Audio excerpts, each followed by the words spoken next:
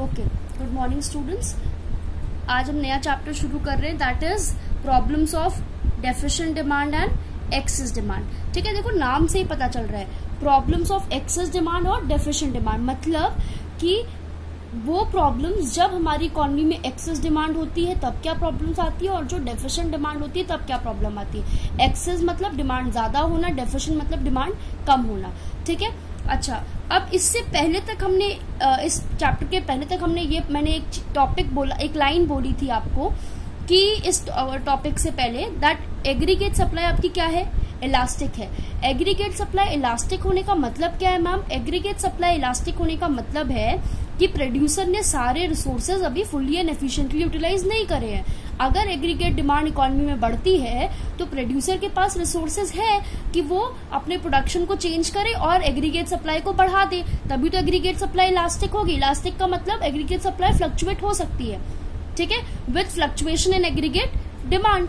ठीक है, अब हम इसमें पढ़ रहे हैं कि क्या होगा अगर हमारी इकोनॉमी फुल एम्प्लॉयमेंट इक्विलिब्रियम पे पहुंचने की कोशिश करे तो। ठीक है, और फुल एम्प्लॉयमेंट इक्विलिब्रियम मतलब इक्विलिब्रियम तो यही होता है, aggregate demand equals to aggregate supply. पर मैम ये क्या है, फुल एम्प्लॉयमेंट इक्विलिब्रियम क्या है? फुल एम्प्लॉयमेंट इक्विलिब्रियम का मतलब होता है कि फुल एम्प्लॉयमेंट का मतलब होता है कि जब आपकी इकोनॉमी में, मैं दोनों के पर्सपेक्टिव से बता रही हूँ, एग्रीगेट डिमांड के पर्सपेक्टिव से फुल एम्प्लॉयमेंट और एग्रीगेट सप्लाई के पर्सपेक्टिव से फुल एम्प्लॉयमेंट। देखो, जब आपकी इकोनॉमी में, जब भी आपकी इकोनॉमी में ऐसा हो कि सारे रिसोर्सेज, ठीक है, जब भी आपकी इकोनॉमी में सारे रिसोर्सेज फुल्ली और एफिशिएंटली यूटिलाइज हो जाए। ठीक है, अब हम वो सिचुएशन पढ़ रहे हैं जब हमारा फुल एम्प्लॉयमेंट इक्विलिब्रियम है। ठीक है, अगर फुल एम्प्लॉयमेंट इक्विलिब्रियम की सिचुएशन को, क्योंकि ऑब्वियस सी बात है हर मार्केट ये सिचुएशन अचीव करना चाहती है, इक्विलिब्रियम स्टेबल सिचुएशन। पर अब क्या होगा अगर ये इकोनॉमी फुल एम्प्लॉयमेंट इक्विलिब्रियम पे चल रही है और एग्रीगेट डिमांड बढ़ रहा है या कम हो रहा है, तब क्या होगा?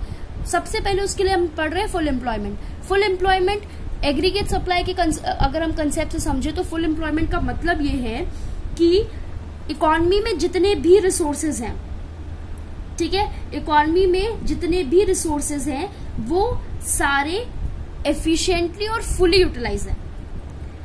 ठीक है, एफिशिएंटली और फुली यूटिलाइज है।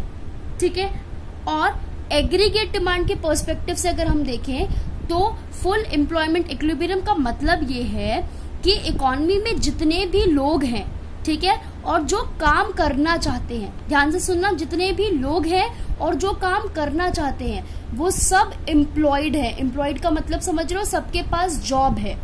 ठीक है, और सबके पास जॉब है तो सोचो, वो सबके पास जॉब है, उतने लोग जितने लोग काम करना चाह रहे हैं उन सबके पास जॉब है, वो सब इनकम जनरेट कर रहे हैं। इनकम जनरेट करने पर वो सब डिमांड कर रहे हैं और जिस हिसाब से डिमांड हो रही है उतने ही, क्योंकि और उसी हिसाब से हम फुली और एफिशिएंटली रिसोर्सेज को यूटिलाइज करके प्रोडक्शन कर रहे हैं और एग्रीगेट सप्लाई कर रहे हैं इकोनॉमी में।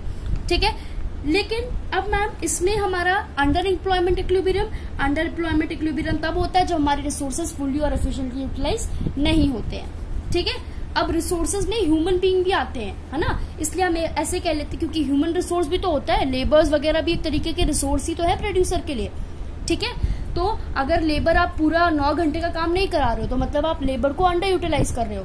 ठीक है, तो अगर आपको प्रोडक्शन बढ़ानी है तो आप लेबर को और काम करवा लीजिए 1 घंटा, तो लेबर का। लेकिन हाँ, 9 घंटे टाइम में अगर 9 आवर्स एक एवरेज टाइम है जो इंसान काम कर सकता है 9 घंटे के बाद नहीं करवा सकते आप उससे काम, उसको भी फटीग फील होगा, उसको भी, वो भी बीमार पड़ जाएगा। तो वो ऐसा नहीं कि कराते ही जाओ काम, उसको देखना ही नहीं है, वो मतलब नहीं है मेरा।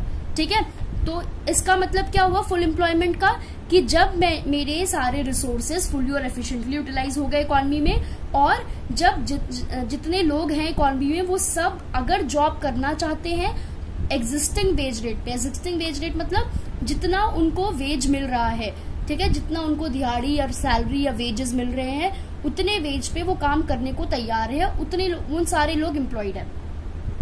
क्लियर? ठीक है, अब एक होता है वॉलेंट्री अनएम्प्लॉयमेंट और एक होता है इनवॉलेंट्री अनएम्प्लॉयमेंट। देखो वॉलेंट्री अनएम्प्लॉयमेंट, इनवॉलेंट्री अनएम्प्लॉयमेंट, नाम से ही पता चला है। वॉलेंट्री मतलब अपनी मर्जी से, ठीक है। अब कुछ लोग होते हैं जो अपनी मर्जी से they are not willing to work. अब वो कोई भी रीजन हो सकता है, उनको ज्यादा सैलरी चाहिए, उनको सैलरी कम मिल रही है, तो वो वेट कर रहे हैं कब उनको अपॉर्चुनिटी अच्छी मिले तो वो तब ज्वाइन करेंगे या तब जॉब करना शुरू करेंगे। वो अपनी मर्जी से फ्री बैठे हैं, मतलब, ठीक है। वो वॉलेंट्री अनएम्प्लॉयमेंट हुआ। इनवॉलेंट्री अनएम्प्लॉयमेंट मतलब कि वो काम करना चाहते हैं पर उनको काम नहीं मिल रहा है, ठीक है। वो काम करना चाहते हैं एग्जिस्टिंग वेज रेट पे पर उनको काम मिल नहीं रहा है। अब मैम काम ना मिलने का रीजन क्या हो सकता है? देखो काम ना मिलने का रीजन हो सकता है कि इकोनॉमी में एग्रीगेट डिमांड ही नहीं हो रही है उतनी, मतलब एग्रीगेट मतलब लोग डिमांड ही नहीं कर रहे हैं। जब लोग डिमांड ही नहीं कर रहे हैं तो मुझे ये बताओ प्रोडक्शन कैसे होगी? और प्रोडक्शन उतनी हो नहीं रही तो 10 लोगों की जरूरत क्यों है? अभी की सिचुएशन ले लो, अभी कितने लोगों की जॉब जा रही है? क्यों जा रही है? क्योंकि प्रोडक्शन नहीं हो रही इकोनॉमी में, उस हिसाब से प्रोडक्शन नहीं हो रही। उस हिसाब से प्रोडक्शन क्यों नहीं हो रही? क्योंकि डिमांड नहीं हो रही है, ठीक है। तो जब ये सब इंटरलिंक्ड है ना एक दूसरे के, तो जब प्रोडक्शन ही नहीं हो रही तो 10 लोगों को जॉब में रखने का मतलब क्या है, ठीक है। तो एक तो रीजन ये हुआ कि लोग काम तो करना चाहते हैं एग्जिस्टिंग वेज रेट पे पर उनको काम मिल ही नहीं रहा। क्यों नहीं काम मिल रहा? क्योंकि इकोनॉमी में एग्रीगेट डिमांड ही उतना नहीं है जितना चाहिए, ठीक है। अगर डिमांड एकदम हाई लेवल पे डिमांड हो जाए, अभी देखो प्रोडक्शन बढ़ाने के लिए लेबर्स लगेंगे, ठीक है। एक तो वो हो गया।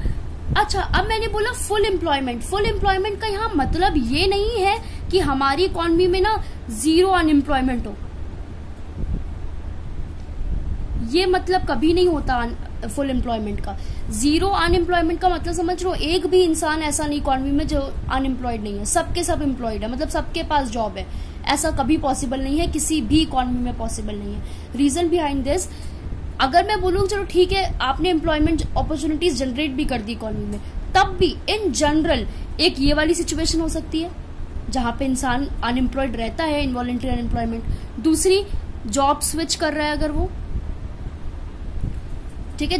जॉब स्विच करने का मतलब एक जॉब उसने छोड़ी, ठीक है, दूसरी जॉब ढूंढ रहा है। अब जब उसने एक जॉब छोड़ दी और दूसरी जॉब ढूंढ रहा है तो जब तक उसको दूसरी जॉब नहीं मिल जाती या वो वहां पे ज्वाइन नहीं कर लेता तब तक के उस पीरियड के लिए वो क्या है? अनएम्प्लॉयड है, ठीक है। कोई नई टेक्नोलॉजी आई, वो उस टेक्नोलॉजी को सीख रहा है, ठीक है। अब जब तक वो सीख रहा है, जब तक वो एकदम टेक्नोलॉजी में एडवांस नहीं हुआ, ठीक है, तब तक के लिए वो क्या है? अनएम्प्लॉयड है। गेटिंग माई पॉइंट, ठीक है। तो ये सब हमारे फुल एम्प्लॉयमेंट समझ आ गया, ये बहुत काम आना है आगे, ठीक है। अब आते हैं नेक्स्ट टॉपिक पे विच इज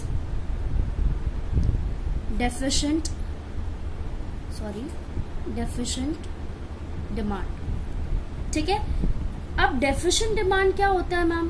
देखो एक सिंपल सा मैं बोलूं, डिमांड की कमी, मतलब जब आपका डिमांड एग्रीगेट सप्लाई से कम हो जाए, जितना आपने सप्लाई किया है मार्केट में उतना आपका डिमांड नहीं हो रहा है, तो मतलब वो डेफिशिएंट डिमांड हो गया। यही मतलब हुआ ना। अगर मैं बोलूं डिमांड की कमी, तो डिमांड की कमी मतलब डेफिशिएंट डिमांड का यही मतलब हुआ। और इसको हम ऐसे भी बोल सकते हैं कि जितना हमने सप्लाई किया मार्केट में, ठीक है, उतनी डिमांड नहीं हुई, तो इसको मैं ऐसे लिख सकती हूँ ना, aggregate demand is less than aggregate supply, ऐसे लिख सकती हूँ, ठीक है। अब इसका डायग्राम देखना।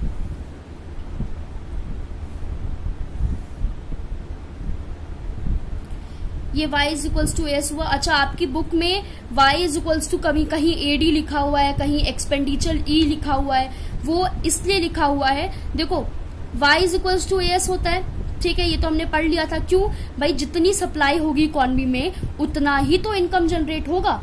अभी तो मैंने बताया कि अगर आप जितना प्रोडक्शन जितना करोगे उतनी मार्केट में सप्लाई होगी उस गुड की, तो जितना सप्लाई होगा उतनी ही तो लोग एम्प्लॉय होंगे और उसी हिसाब से तो इनकम जनरेट होगी इकोनॉमी में, ठीक है। अब देखो aggregate demand equals to aggregate supply बोला है मैंने, और एग्रीगेट डिमांड किसके इक्वल होता है? एग्रीगेट एक्सपेंडिचर के। तो मैं इसको ऐसे लिख सकती हूँ, y is equals to aggregate demand और y is equals to aggregate expenditure, ये सब एक दूसरे के इक्वल है। लेकिन आप हमेशा ये चीज याद रखिए, जब भी आप ये y की इनकम बनाएंगे, सॉरी इनकम की लाइन बनाएंगे, आप सीधा इज इक्वल्स टू एस लिखेंगे बस, और कुछ नहीं लिखेंगे, ठीक है। सिर्फ एक कॉन्सेप्ट लेके चलिए, y is equals to S, that's it. ये बुक में लिखा है इसलिए मैंने आपको बता दिया, पर आप एक ही कॉन्सेप्ट लेके चलेंगे, ठीक है। अच्छा, अब आते हैं, ये हमारा हुआ एग्रीगेट डिमांड। ये दोनों हमारे एग्रीगेट सप्लाई और एग्रीगेट डिमांड किस पे हैं? फुल एम्प्लॉयमेंट पे। ठीक है, ये जो है ये मेरा इक्विलिब्रियम पॉइंट है, जी पॉइंट। ये एक आइडियलिस्टिक सिचुएशन है हर इकोनॉमी की, ठीक है, जो अचीव हर कोई करना चाहता है। आइडियलिस्टिक सिचुएशन है, ये भी फुल एम्प्लॉयमेंट पे, ये भी फुल एम्प्लॉयमेंट में। अब मैं बोल रही हूँ कि एग्रीगेट सप्लाई, मेरे सारे रिसोर्सेज अच्छे से बढ़िया यूटिलाइज हो रखे हैं। अब एग्रीगेट डिमांड क्या हो गई?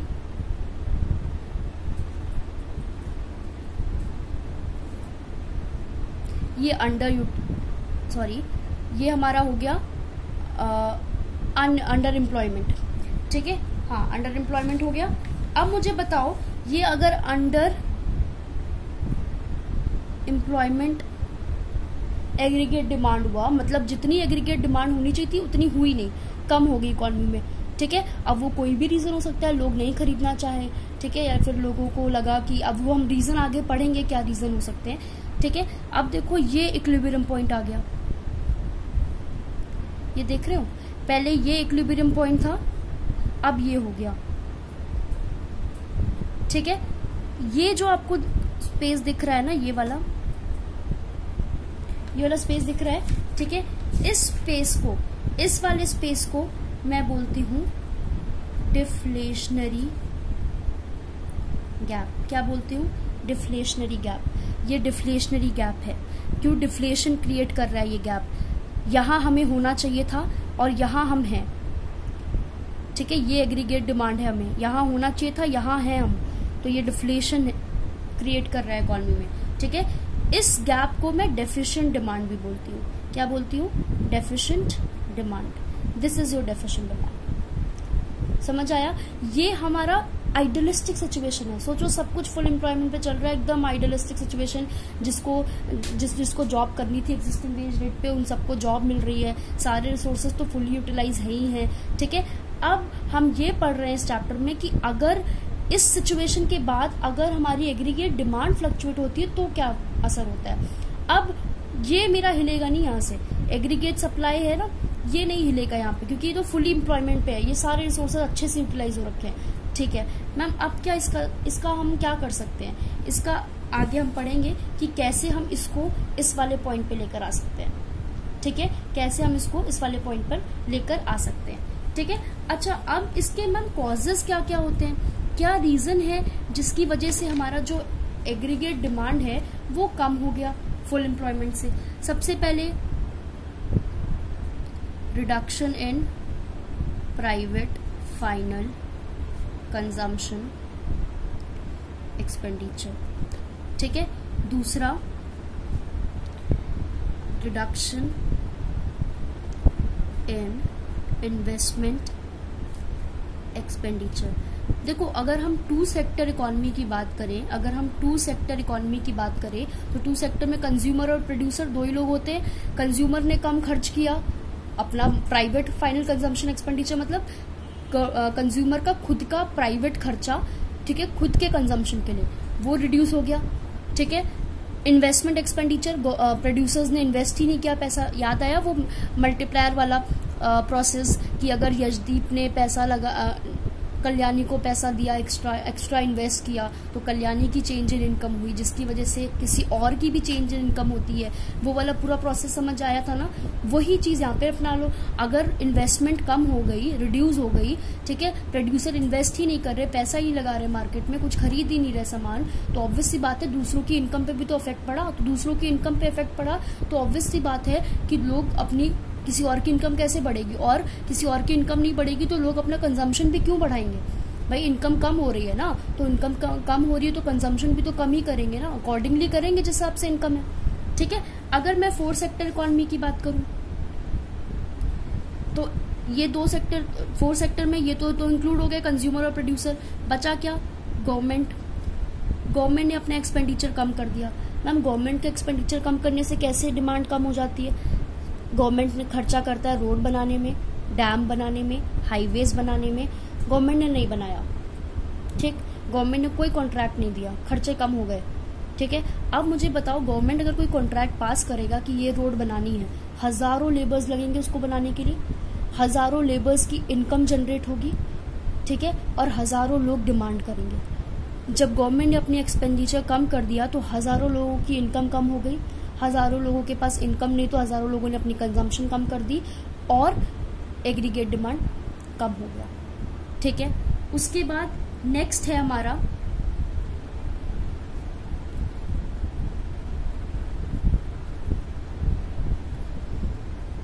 reduce in exports, rise in imports and increase in tax rate। ये हम सारे कॉजेज बता रहे हैं जिसकी वजह से हमारी एग्रीगेट डिमांड फुल एम्प्लॉयमेंट से कम हुई है। मतलब कि अगर लोगों के पास पैसा है तो लोग इतना डिमांड होना चाहिए था, लेकिन डिमांड इतना ही हुआ इकोनॉमी में, ठीक है। अब वो क्या क्या रीजन हो सकते हैं वो हम देख रहे हैं, ठीक है। तो देखो गवर्नमेंट एक्सपेंडिचर कम हो गया तो हमने पढ़ लिया था। रिड्यूस इन एक्सपोर्ट, हम एक्सपोर्ट रिड्यूस कर दें तो एक्सपोर्ट रिड्यूस कर रहे हैं, सामान यहाँ से बाहर कम बेच रहे हैं तो पैसा भी तो कम आएगा। फिर वही बात, जब पैसा कम आया तो इनकम कम आएगी, इनकम कम आएगी तो कंजम्पशन कम होगी, ठीक है। राइज इन इम्पोर्ट, हम बाहर से सामान ज्यादा खरीदने लगे तो हम खरीदेंगे तो पैसा तो देंगे ना उसको, फ्री में तो कोई हमें सामान देगा नहीं। तो जब हम उसको पैसा पे कर रहे हैं तो ऑब्वियस सी बात है कि हम ज्यादा खर्चा वहां कर रहे हैं तो यहाँ हमारे कंजम्पशन पे असर आएगा। Increase in tax rate, government ने टैक्स रेट बढ़ा दिया। अब कंज्यूमर सोच रहा है कि मुझे अपनी इनकम का ज्यादा से ज्यादा पोर्शन तो टैक्स में देना पड़ रहा है, ठीक है, वो वहीं चला जा रहा है, तो कंजम्पशन कम कर दो थोड़ी सी, तो एग्रीगेट डिमांड कम हो गई इकोनॉमी में, ठीक है। समझ आ रही है बात। उसके बाद आते हैं कि मैम इसके कॉन्सिक्वेंसेस क्या होते हैं, ठीक है। देखो कॉन्सिक्वेंसेस ये होते हैं कि सबसे पहले तो हमने ये तो हमारा था कि जो एक्चुअल स्टॉक है वो ज्यादा है किससे, मतलब सप्लाई ज्यादा है ना और डिमांड कम हो गई। अगर डिमांड यहाँ होती तो एकदम इक्विलिब्रियम होती, लेकिन डिमांड तो कम ही हो गई, ठीक है। अब कम हो गई तो मतलब जो हमारा एक्चुअल स्टॉक है, जितना सप्लाई हुआ है वो ज्यादा है जितना होना चाहिए स्टॉक इकोनॉमी में, जितना सप्लाई होना चाहिए उससे ज्यादा है अभी जितनी सप्लाई हुई है, ठीक है। तो इससे क्या होगा, इससे सबसे बड़ी चीज तो ये होगी कि अनवांटेड इन्वेंट्री है। अनवांटेड इन्वेंट्री का मतलब क्या है कि ऑब्वियस सी बात है, प्रोड्यूसर के पास सामान ही नहीं बिका तो उनका अनवांटेड था, वो चाहते थोड़ी कि हमारा स्टॉक बचे, वो तो चाहते हैं बिक जाए, लेकिन अनवांटेड है, बिक गया, वो चाहते नहीं थे इस चीज को, ठीक है। तो अब उनको क्या करना पड़ेगा कि एग्रीगेट सप्लाई को कट करना पड़ेगा। एग्रीगेट सप्लाई को कट किया उन्होंने, कट मतलब कम करना पड़ा उनको एग्रीगेट सप्लाई को, ठीक है। अब जब उन्होंने एग्रीगेट सप्लाई को कट किया तो ऑब्वियस सी बात है सप्लाई कम करने का मतलब पता है क्या है, प्रोडक्शन कम करना। प्रोडक्शन कम करने का मतलब बहुत लोगों की नौकरी गई, ठीक है, बहुत लोगों की नौकरी गई, ठीक है। और इससे क्या होगा, नौकरी जाने से जो इनकम है इकोनॉमी में उसमें भी कमी आ जाएगी। इनकम में इकोनॉमी में उसकी कमी आ जाएगी तो ऑब्वियस सी बात है कि इनकम लो होगी तो डिमांड भी लो होगी, क्योंकि इनकम हमारी कम है।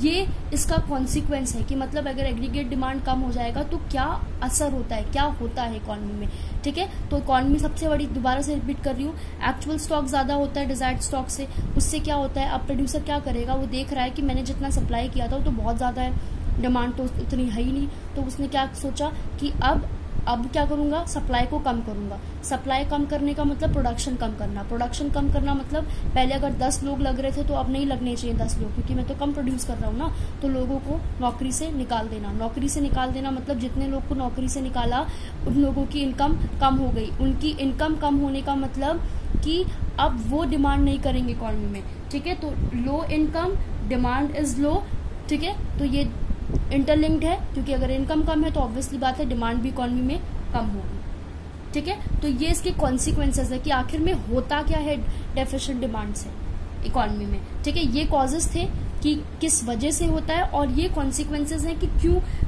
जब एग्रीगेट डिमांड कम होता है तो उससे होता क्या है, क्या फर्क पड़ता है इकोनॉमी में, तो ये फर्क पड़ता है इकोनॉमी में, ठीक है।